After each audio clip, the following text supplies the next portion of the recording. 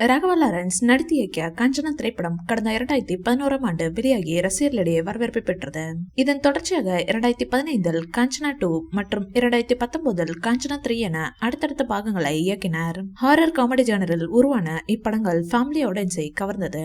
காஞ்சனா சீரிஸ்களின் வரவேற்பை தொடர்ந்து அடுத்ததாக காஞ்சனா 4 படத்தை இயக்குவதில் கவனம் செலுத்தி வருவதாக தகவல் வெளியாகியுள்ளது. மேலும் இதற்கான ஸ்கிரிப்ட் வேலைகளில் அவர் ஈடுபட்டுள்ளதாகவும் செப்டம்பர் மாதம் படத்தின் படப்பிடிப்பு தொடங்கும் எனவும் கூறப்படுகிறது. தமிழ் சினிமாவில் பேய் படங்களுக்கான மவுஸ் இன்றும் குறையவில்லை என்பதை அண்மையில் வெளியான அரண்மனை 4 திரைப்படத்தின் வெற்றி உறுதி செய்துள்ளது.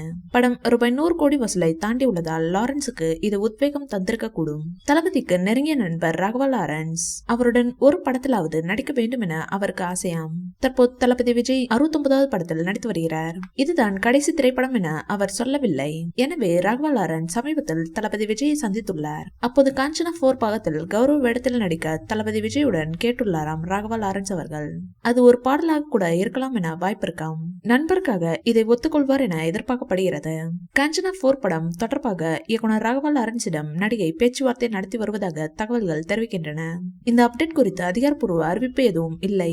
இது உண்மையாக இருந்தால் ராகவா லாரன்ஸ் மற்றும் பூஜா ஹெக்டே ஒரு திட்டத்தில் இணைந்து செயல்படுவது இதுவே முதல் முறை.